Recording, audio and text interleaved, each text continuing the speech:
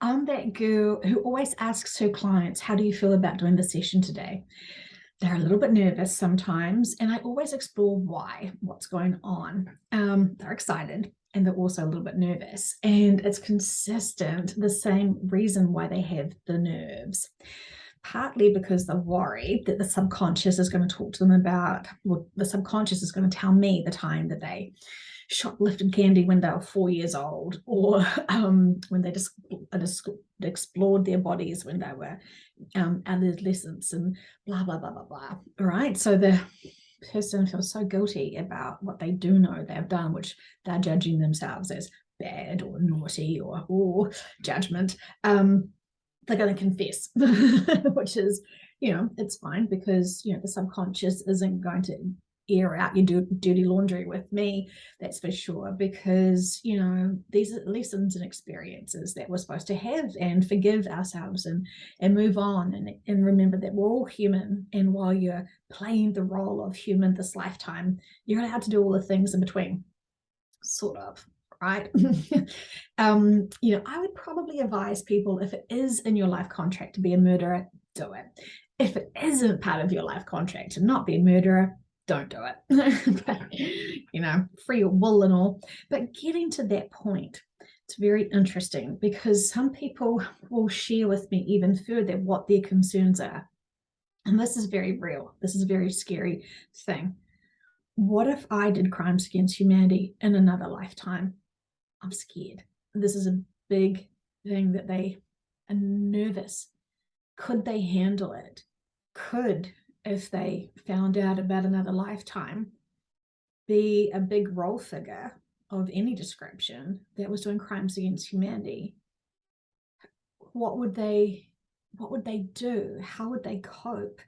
What would they share with their friends when they're so excited to find out princess unicorn lives, and then find out something that's not so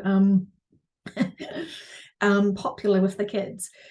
So that's a really, really valid concern, and the subconscious knows this. The subconscious knows exactly what you need to hear this lifetime and why.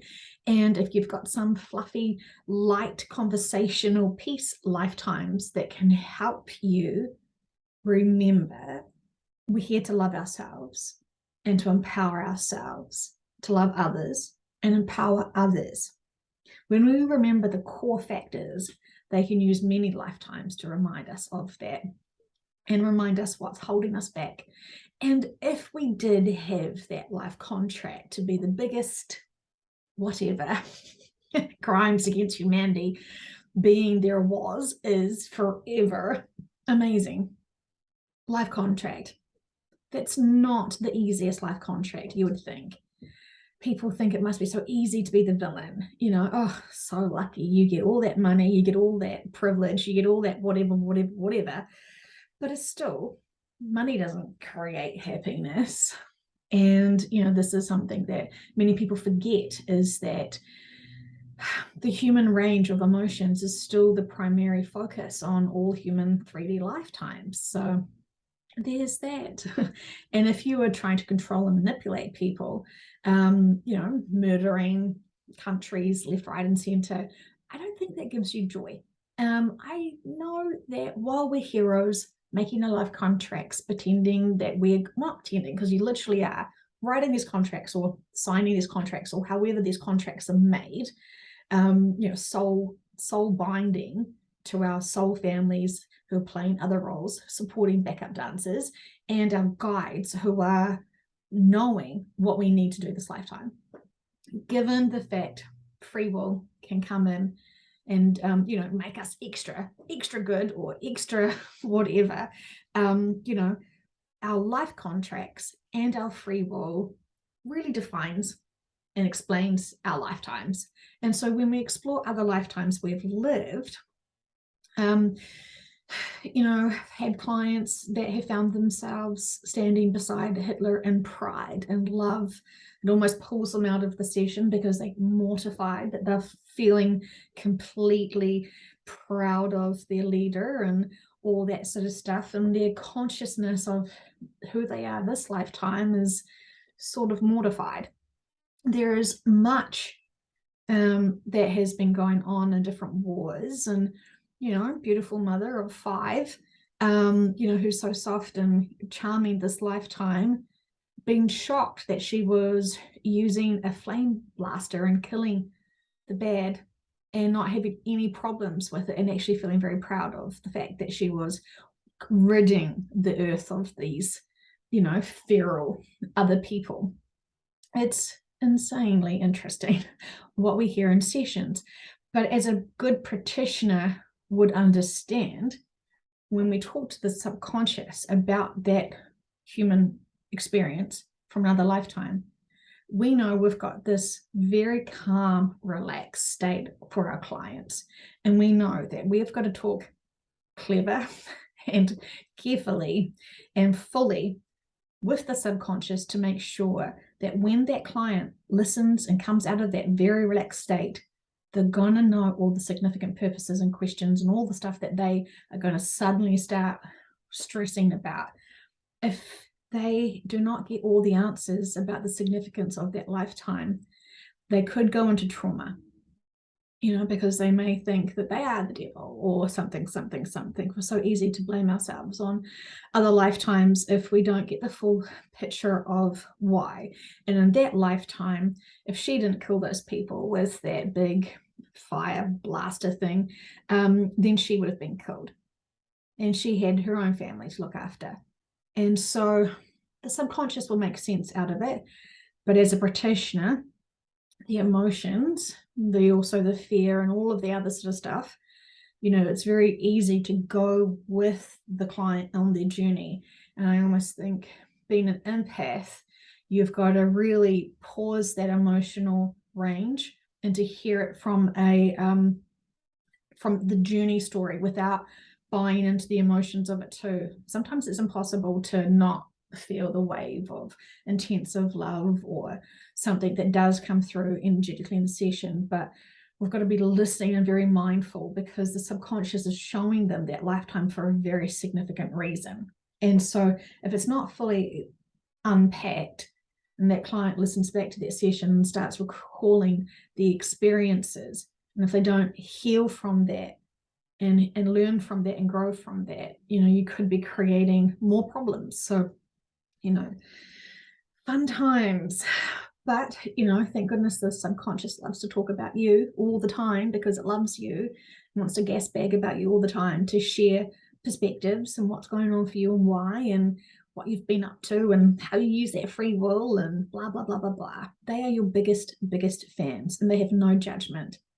And they also were there when you were signing those life contracts to be playing maybe the villain, maybe not.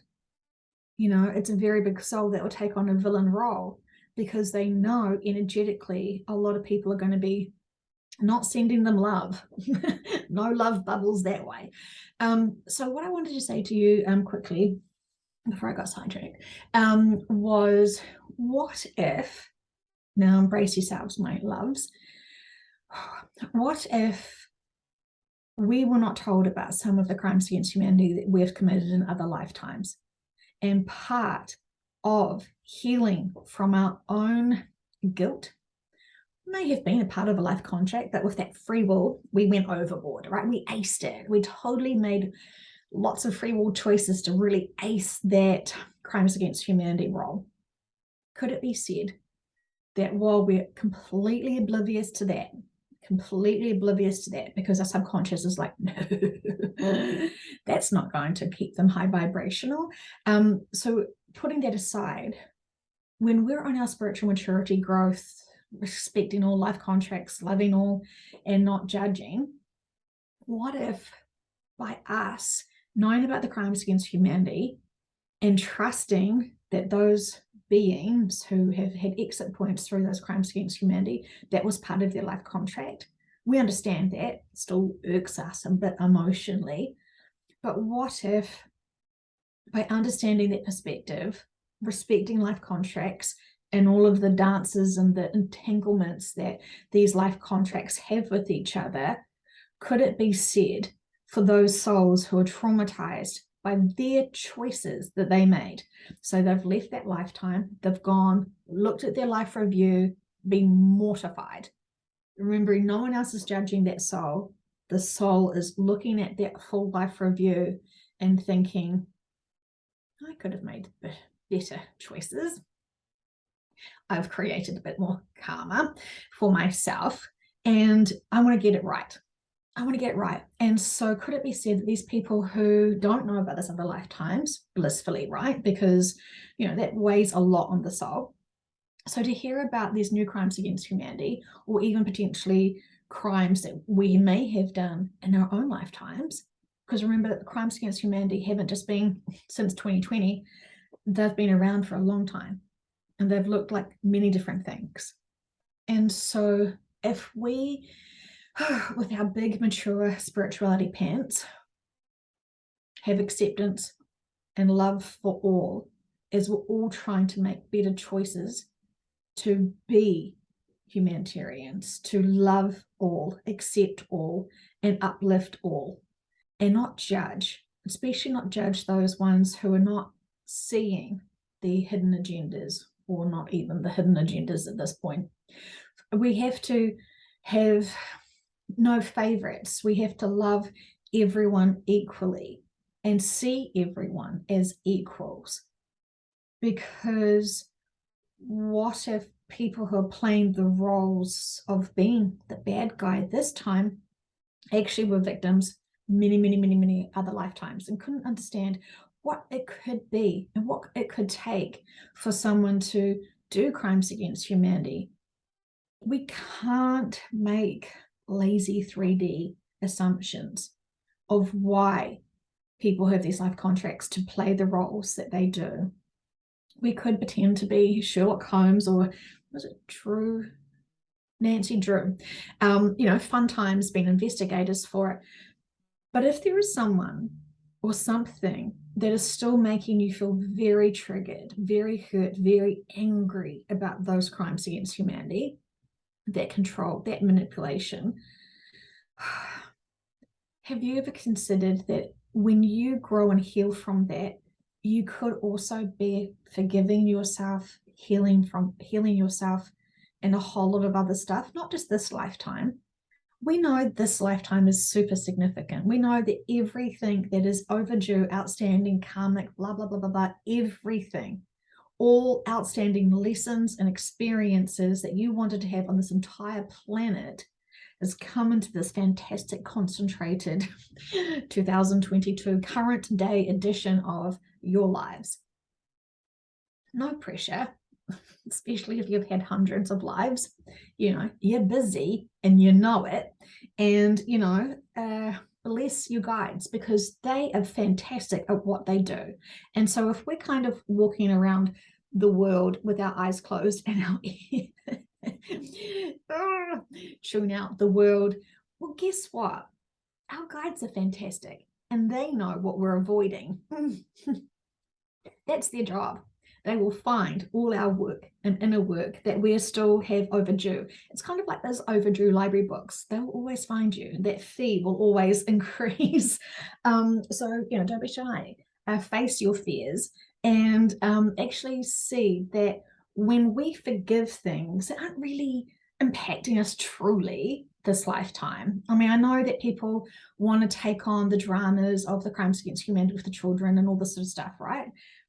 But it's not your children, and it's not even you, but you are aware of it. And so no one's asking you to cry for those children, but maybe your guides are asking you to cry for the time you were that child, when you had crimes against humanity, or you can't even want to admit or go back and think about the times where you were violated as a child this lifetime. There's so much to be said about our sticking points, and everything could be a trigger to be able to make us address some of the stuff we're not even aware of, especially when it's other lifetimes. It's a big one, isn't it? And so I think this should encourage people, hopefully, to be able to realize that what's holding us back, it could be our fear, it could be our anger, it could be our worries to step up and speak our truth. We don't have to convince anyone of anything. We're simply sharing our perspectives, thoughts, and opinions. Our perspectives, thoughts, and opinions should be respected. It's our delivery. If we're yelling and screaming at people about crimes against humanity, they're going to shut down because they've already been traumatized by being yelled at before in their lifetime before. So you could be screaming to them, I freaking love you. You're the best amazing thing ever. You're a unicorn special, everything. You complete me. But because we're raising our voices, you might as well just be swearing at them because they just cannot cope with that energy, that projection. So it also seems quite similar to parents in terms of and this is not my parents, but this is other people's parents that seem to be very consistent. They're complete yin and yang, right? One of them super silent, but very aggressively angry inside. And then the other one is angry, but on the outside. And so it's, everyone's got hurt. And the older you become, if you haven't done any of your inner work, the more likely that you could, then accidentally have that label cast upon you as being a narcissist. Because when you don't do your inner work, you just become more and more hurt when you think that the world's trying to get you and that people don't love you, people don't respect you, and you're just looking for confirmation, as well as just feeling so disempowered by all the times you were supposed to empower yourself through your childhood. Parents are always teaching you something. We have an assumption that they should be teaching us how to be loved. What if they're teaching us how to love ourselves? There's always a better perspective that will show us actually what those lessons are.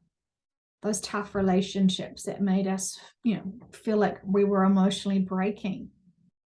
Were we being trained to look and see that we were not valuing ourselves, that we were so codependent and trying to people please that we threw away our own aspirations because we wanted to please someone else and we put them first?